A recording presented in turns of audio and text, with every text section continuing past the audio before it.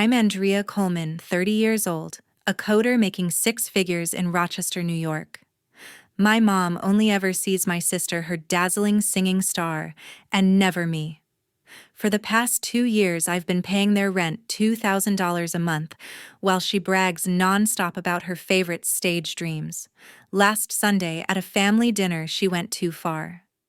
Andrea, you're not even 1/10 of your sister, she scoffed, swirling her wine.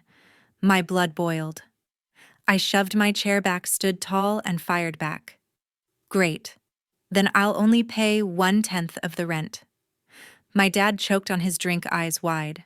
My sister's face went pale as a sheet.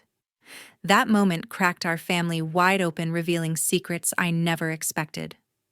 Behind the smiles and the boasting, there were darker truths they never wanted me to uncover. Before we dive into my story, tell me what time it is, where you're watching, and which city you're in. I really want to know how far my story has reached. Growing up in Rochester, New York, our house revolved around my mother's dreams. My mother, Diane, ran a boutique, pouring her heart into fashion and glitz. She saw herself in my sister Bethany, a singer, a few years older, always chasing the spotlight. Bethany's voice filled our living room, her rehearsals pulling Mom's attention like a magnet. I was the kid tinkering with computers, coding my first app by 16, but Mom barely glanced my way. "Your sister's got a show tonight," she'd say, rushing us to some dimly lit bar. I'd sit in the back watching Bethany belt out lyrics while Mom clapped like it was Carnegie Hall. Dad, my father Gary, tried to balance things. He'd slip into my room after school, nodding at my computer screen.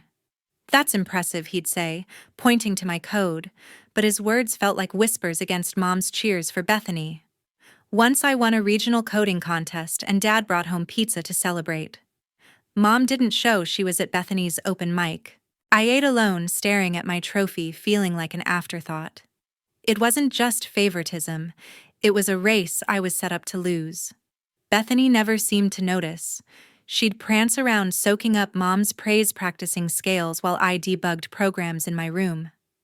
I tried talking to her once, asking why she got all the attention. "It's just how Mom is." She shrugged, flipping her hair like my hurt didn't register. I started spending more time at school, joining tech clubs, building apps that got me scholarships. But every time I came home, Mom's eyes were on Bethany, planning her next audition. Dad would pat my shoulder, mumbling about fairness, but he never pushed back hard enough. I'd retreat to my keyboard, coding late into the night, trying to outrun the sting of being overlooked. It wasn't always like that. When I was younger, Mom taught me to sew, her hands guiding mine through fabric. But as Bethany's singing took off, those moments faded. By high school, I was invisible unless I messed up. Once I forgot to lock the back door and Mom snapped, "Why can't you be responsible like your sister?" Bethany smirked, saying nothing. I wanted to scream that I was building software, not forgetting keys, but I swallowed it. Dad caught my eye, offering a weak smile, but he didn't speak up. That silence became normal, him trying to keep peace, me feeling pushed out. The competition grew sharper as we got older. Bethany's gigs got bigger, local theaters, then regional contests. Mom would drop everything to drive her, leaving me to figure out my own rides to tech fairs. I'd hear them laughing in the car, planning Bethany's future while I biked home alone. I started keeping score in my head every time Mom bragged about Bethany's voice, every time she ignored my projects. It wasn't about jealousy, I wanted to be seen. But Mom had her star, and I wasn't it. Dad's quiet support couldn't fill that gap. I'd lie awake wondering why my wins never mattered as much. By the time I left for college, I'd built a wall. I focused on coding, landing internships, proving I didn't need Mom's approval. But the hurt lingered like a bruise that wouldn't fade. Bethany kept singing, chasing fame while I chased stability. I thought distance would dull the ache, but every call home reminded me Mom's world spun around Bethany. Dad would ask about my classes, but Mom cut in, gushing about Bethany's latest show. I'd hang up, staring at my dorm wall, feeling like I was still that kid in the back of the bar, unseen. Years ago, my mother's boutique crumbled under her lavish spending. Mom had a knack for excess designer handbags stacked in her closet weekend trips to Paris for fashion inspiration. She'd drop thousands on a single purse claiming it was an investment for her store. By the time I was in college, her business was bleeding, racking up $75,000 in debt. She never told Dad spinning tales of thriving sales to keep him clueless. Bethany, always by her side, knew every detail. They'd jet off to New York for shopping sprees, buying dresses and jewelry, while Mom's ledger drowned in red ink. I was 28, fresh off a big promotion, when Mom called me late one night. Her voice was sharp, urgent. "We're about to lose the apartment," she said, no preamble. "You need to step up." I froze, staring at my laptop, my latest code still open. She laid out the numbers: $2,000 a month for rent unpaid for weeks. I didn't ask why she hadn't told Dad or why Bethany wasn't pitching in. I just wired the money to their landlord the next day, thinking it was a one-time fix. But the calls kept coming month after month. Mom framed it as my duty, like I owed them for existing. Bethany never mentioned it, but I'd catch her wearing new earrings, smirking as Mom bragged about her latest gig. For 2 years, I sent $2,000 every month, $48,000 total, straight from my savings. My tech job paid well, but the payments ate into my plans: buying a house, saving for retirement. I'd lie awake calculating what I'd sacrificed, my stomach twisting. I told myself I was protecting Dad, keeping our family intact. He'd sit at dinner talking about his old accounting job, oblivious to the hole Mom had dug. Bethany would nod along, changing the subject whenever bills came up. I wanted to scream to shake them both, but I stayed silent, hoping they'd see my effort. The weight grew heavier each month. I'd check my bank account, watching it shrink, while Mom posted photos of her and Bethany at fancy brunches. Once I overheard her on the phone laughing about a new leather jacket while I was skipping coffee runs to make ends meet. I tried talking to Bethany, thinking she'd understand. "You're doing fine," she said, brushing me off her nails, freshly manicured. Mom was worse. She'd call to check in, but it was always about the next payment. "You're the responsible one," she'd say, her tone implying it wasn't a compliment. I'd hang up feeling like a machine, not a daughter. I started cutting corners in my own life. No vacations, no new laptop, even though mine was lagging. My coworkers noticed, asking why I looked drained. I'd shrug, blaming deadlines, but the truth was the secret I carried. I couldn't tell Dad, he'd be crushed, thinking he'd failed us. So I kept paying month after month, telling myself it was temporary. But Mom's demands never stopped, and Bethany's silence screamed louder than words. I'd stare at my budget numbers blurring, wondering why I was the only one holding us together. The resentment built slow and steady, like a storm I didn't see coming. That day we gathered to celebrate Bethany's latest acting gig. Mom had pulled out all the stops, hosting in their apartment, her face glowing with pride. She raised a glass, her voice loud. "To my daughter, the star who's lighting up the stage." Bethany beamed, soaking it up, her earrings glinting as she nodded. I sat across the table, poking at my food, my stomach already tight. Dad smiled weakly, trying to keep up with Mom's enthusiasm, but his eyes darted to me like he sensed the storm brewing. Mom didn't stop. She launched into a story about Bethany's audition, how directors called her a natural, how she was destined for Broadway. "She's always had that spark," Mom said, leaning forward, her wine glass tilting. I gripped my fork, feeling the familiar sting, but I stayed quiet, hoping she'd move on. She didn't. Her gaze landed on me, sharp and cold. "Andrea, why can't you be more like Bethany? You're not even 1/10 of your sister." The words hit like a slap, echoing in my head. Dad froze his fork halfway to his mouth. Bethany smirked, sipping her drink like she'd won something. I couldn't breathe. 2 years of carrying their secrets, $48,000 of my money, and I was still nothing to her. My chair scraped the floor as I pushed it back, standing tall. "Great," I said, my voice steady despite the fire in my chest. "Then I'll only pay 1/10 of the rent." Mom's glass stopped midair, her eyes narrowing. "What are you talking about?" she snapped. I didn't flinch. 2 years, Mom. $2,000 a month. I've been paying your rent. All of it. Dad choked on his drink, coughing hard, his face red. Andrea, what? He stammered, looking from me to Mom. Bethany's smirk vanished, her hands gripping the table, her face pale as milk. You're lying, she hissed, but her voice shook. Mom's jaw tightened, her fingers white around her glass.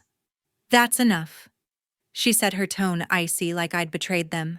The air turned thick, every sound amplified the clink of Dad's fork, Bethany's shallow breaths. I stared at Mom, waiting for her to admit it, to say something real. She didn't. Her silence was louder than her insults. I kept going, my voice rising. $48,000, Mom. My savings gone so you and Bethany could keep this charade. Dad's eyes widened, his mouth open, no words coming out. Bethany shrank in her chair, her confidence crumbling. You never asked me to, I said, turning to her. But you knew, didn't you? She looked away, her lips pressed tight. No defense. Mom slammed her glass down, wine sloshing. How dare you bring this up now? She spat. This is Bethany's night. That was it. The room spun, but I felt steady, like a weight had lifted. No, I said, stepping back. This is my night. I grabbed my coat from the chair, my hands shaking but sure. Dad reached out, his voice soft. Andrea, wait. I shook my head. I'm done waiting. I walked to the door, their eyes burning into my back. The click of the latch felt final, like I'd broken a chain. As I stepped into the hall, my chest ached, half from the hurt, half from the freedom of finally speaking. I didn't look back. The night air stung as I stormed out of my parents' apartment. I got home, dropped my keys on the counter, and sank onto my couch, the silence deafening. My phone buzzed twice. Dad's message popped up first. Andrea, are you okay? Please call me. His worry felt real, but it couldn't erase the dinner's sting. Then Bethany's text, you ruined everything. Why can't you just keep quiet? Her words twisted the knife, blaming me for exposing their lies. I stared at the screen, my chest tight, torn between anger and hurt. I'd carried their secrets for 2 years, and this was my reward. I couldn't sleep that night, replaying the dinner in my head. Mom's cold stare, Bethany's smirk, Dad's shock, they looped like a bad movie. I felt raw, like every ignored moment from my childhood had crashed into that one insult. By morning, I was drained, my eyes heavy from staring at the ceiling. I dragged myself to work, hoping coding would distract me, but my focus was shot. My coworker, Leslie Morgan, noticed. She pulled me aside at lunch, her voice gentle. You look like you're carrying the world, she said, handing me a coffee. I hesitated, then spilled everything, the dinner, Mom's words, the rent payments. Leslie listened, her eyes steady, not interrupting. You don't deserve that, Leslie said when I finished. You're not their ATM. You need to set boundaries, Andrea. Her words hit hard, like a light cutting through fog. She told me about her own family, how she'd learned to say no to her brother's endless demands. You can't pour from an empty cup, she said, squeezing my hand. I nodded, feeling a spark of resolve. Leslie's support wasn't pity, it was a push to stand up for myself. I left lunch lighter, her advice echoing boundaries, not burdens. That week, I searched for therapists online, scrolling through profiles, until I found Dr. Michael Bennett, a counselor in Rochester. I booked a session, nervous but desperate for clarity. In his office, I sat stiffly recounting the dinner, my voice breaking as I described Mom's insult. Dr. Bennett leaned forward, his tone calm but direct. Why do you think you owe them your worth? He asked. I froze, the question cutting deeper than I expected. He guided me through my resentment, years of being overlooked, the weight of those rent payments. Your value isn't tied to what you give them, he said.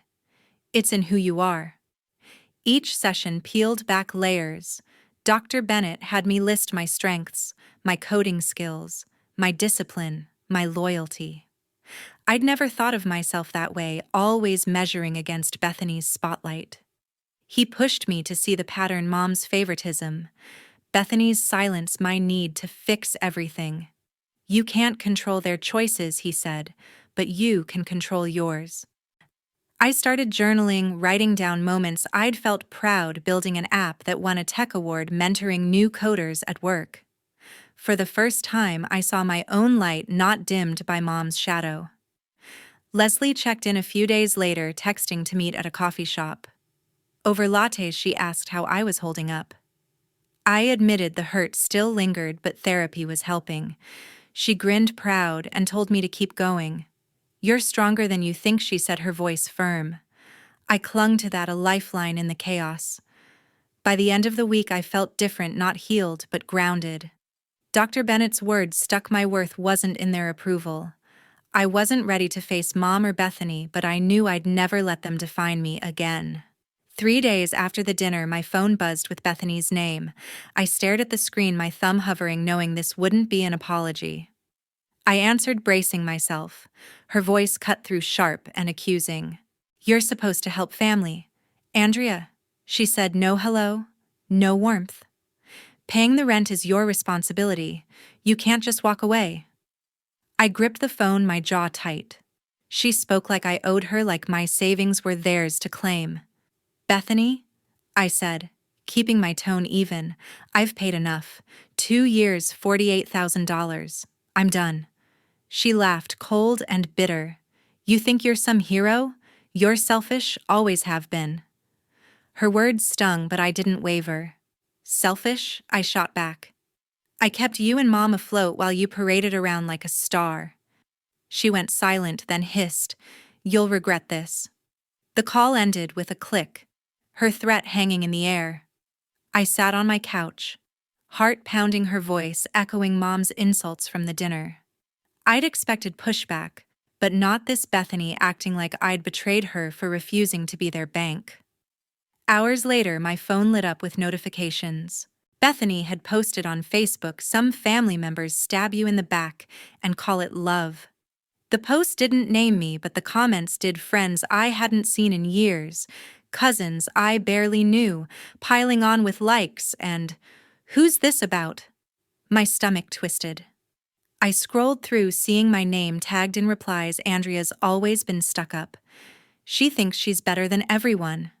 My hands shook as I read each comment, chipping at my reputation. People who didn't know the truth about the rent, the lies, were buying her story. I wanted to fire back, to post my side, but I stopped. Reacting would only fuel her narrative. Instead, I took screenshots, saving every word, every name. Bethany's post wasn't just spite, it was a calculated move to paint me as the villain. I felt exposed, like my life was on display for strangers to judge. My inbox filled with messages from mutual friends, some curious, some accusing. One asked, Why'd you ditch your family? I didn't reply. The hurt cut deep, but it also lit a fire. I wasn't going to let her rewrite my story. The next morning, I called a lawyer, a woman I'd found through a colleague's recommendation.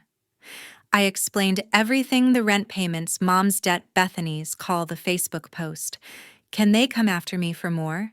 I asked, my voice steady but anxious. My lawyer, calm and direct, assured me I had no legal obligation.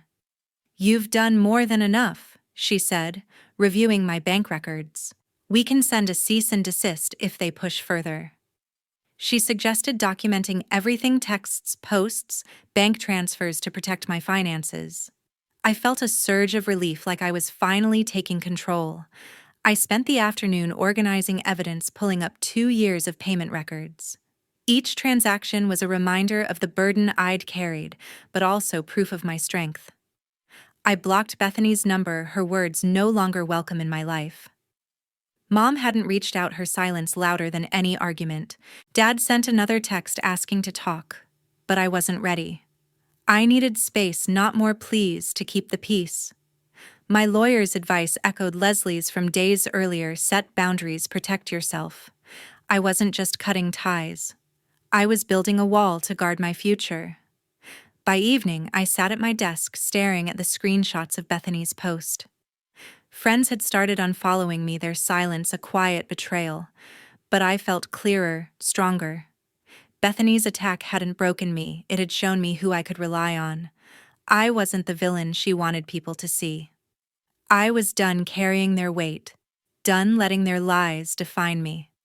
The lawyer's number stayed in my phone, a reminder I had options. I wasn't running anymore. I was standing firm.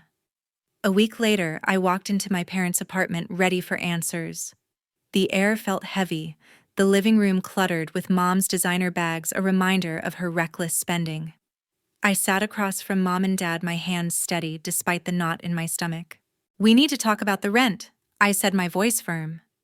Mom's eyes narrowed, her lips pursed like she'd been waiting for this fight. Dad shifted in his chair, his fingers tapping nervously on the armrest. Mom didn't hesitate. "Yes, I spent too much," she admitted, her tone sharp, not apologetic. "The trips to Milan, the handbags, they were for the boutique's image." She leaned forward, pointing at me. "But you could have helped more, Andrea. You sat there with your fancy job hoarding your money while we struggled." Her words twisted reality like I hadn't drained my savings for them. I stared, stunned, as she painted herself the victim. $75,000 in debt, I said, keeping my voice even. "I paid $48,000 for your rent." "How is that hoarding?" Dad's eyes widened, his face pale. "Diane, you said the business was fine," he said, his voice low, almost pleading.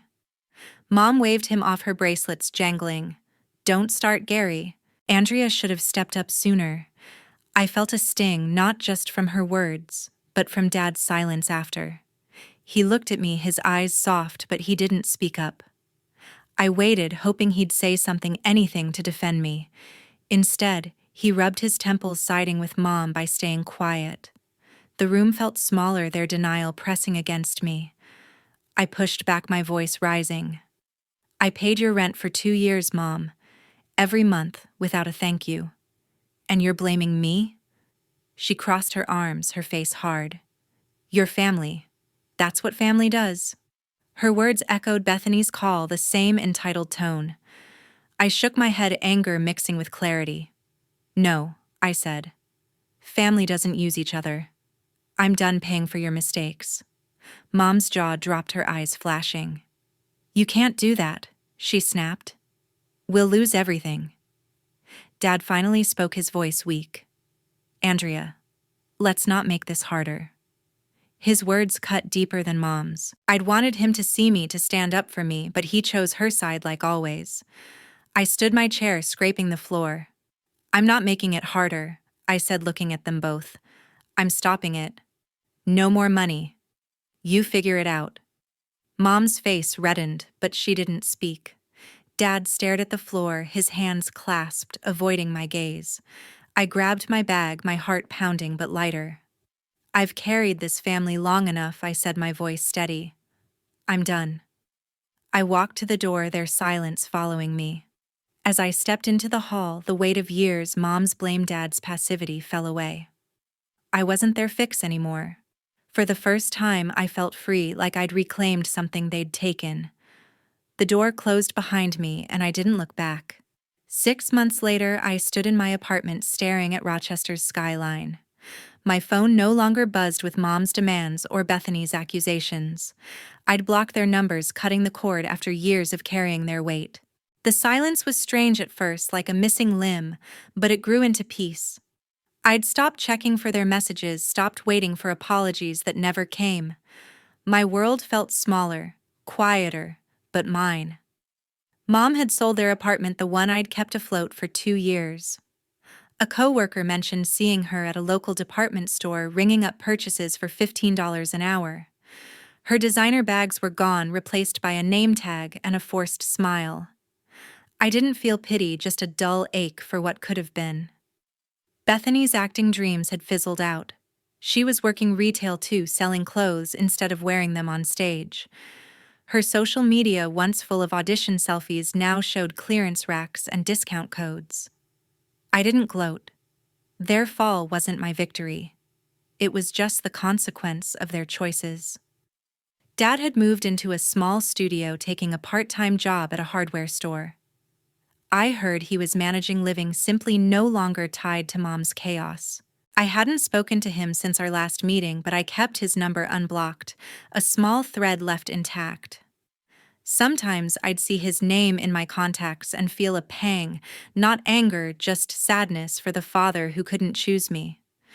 I hoped he was okay, but I wasn't ready to reach out. Not yet. My days found a new rhythm. Work became my anchor, coding late into the night, building apps that solved real problems. I led a project that streamlined a client's database, earning praise from my team. The pride I felt wasn't tied to anyone's approval but my own. Outside work, I leaned into my friendship with Leslie. We'd grab dinner at a diner near the office, laughing over burgers and fries, talking about everything but my family. Leslie didn't pry or counsel. She was just there, a steady presence who reminded me life could be light. One evening, she teased me about my terrible taste in sci-fi movies, and I laughed until my sides hurt. It felt like breathing again. The lessons came slowly, carved from the pain. I learned that boundaries aren't walls. They're doors you choose to open or close. Saying no to Mom and Bethany wasn't selfish. It was survival. I'd spent years trying to earn their love, thinking my worth lay in what I gave them. Now I saw the truth. My value was in my choices, my work, my heart. I stopped excusing their toxic patterns. Mom's entitlement, Bethany's manipulation. Letting go didn't mean I stopped caring. It meant I started caring for myself. I still carried scars, but they were fading. Therapy had taught me to see them as proof of strength, not failure. Every line of code I wrote, every laugh with Leslie, every quiet night in my apartment built a life that was mine. I wasn't running from my past anymore. I was standing tall in my present. To anyone watching this, thank you for hearing my story. It's not just mine. It's a reminder to choose yourself, to set boundaries, to walk away from what dims your light. Share your thoughts below, hit that like button and subscribe if this resonated. Your stories matter too. Let's keep this conversation going.